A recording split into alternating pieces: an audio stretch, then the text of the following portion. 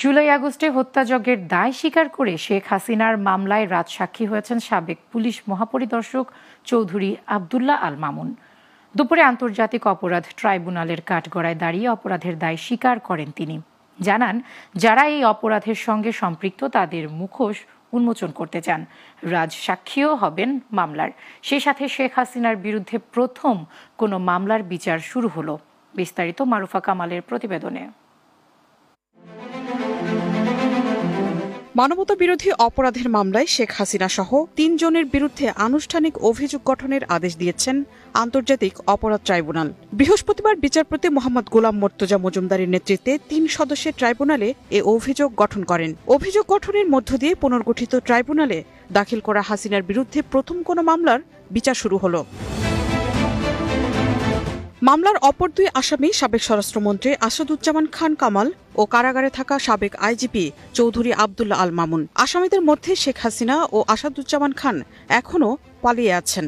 অভিযোগ গঠনের সময় ট্রাইব্যুনালে উপস্থিত ছিলেন সাবেক আইজিপি আবদুল্লাহ আল মামুন। এ সময় জুলাই হত্যাকাণ্ডের সঙ্গে জড়িত থাকার দায় স্বীকার করেন তিনি। সেই সাথে এই মামলায় রাজসাক্ষী হবেন বলেও জানান। ট্রাইব্যুনালে এ মামলায় প্রসিকিউশন পক্ষে চিফ প্রসিকিউটর মোহাম্মদ তাজুল ইসলাম শুনানি করেন। স্বরাষ্ট্রমন্ত্রী আসাদুজ্জামান খান কামাল এবং আইজিপি চৌধুরী আবদুল্লাহ আল মামুনের মাধ্যমে সমস্ত বাহিনীগুলোর কাছে কনভে করা হয়েছে।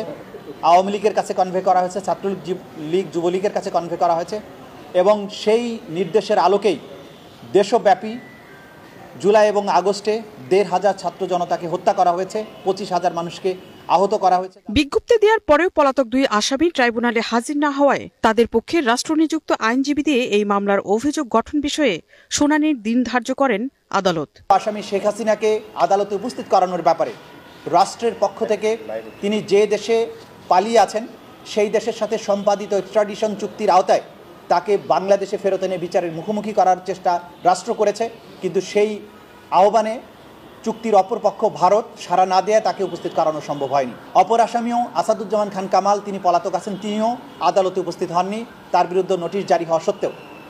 তৃতীয় আসামি চৌধুরী আবদুল্লাহ আল মামুন সাহেব গ্রেপ্তার হয়ে আদালতে উপস্থিত ছিলেন। তিনি তার দোষ স্বীকার করেছেন এবং তিনি বলেছেন তিনি একজন সাক্ষী হিসাবে সহায়তার মাধ্যমে তিনি অ্যাপ্রুভার হতে চেয়েছেন এবং সেই প্রার্থনাও আদালত মঞ্জুর করেছেন। এ মামলার সব সাক্ষ্য গ্রহণের জন্য আগামী ৩ ও ৪ আগস্ট দিন ধার্য করেছেন আদালত। তার বক্তব্যের মাধ্যমে যদি ট্রু এবং ফুল ডিসক্লোজার হয়। Marufa Kamal, global television, Dhaka.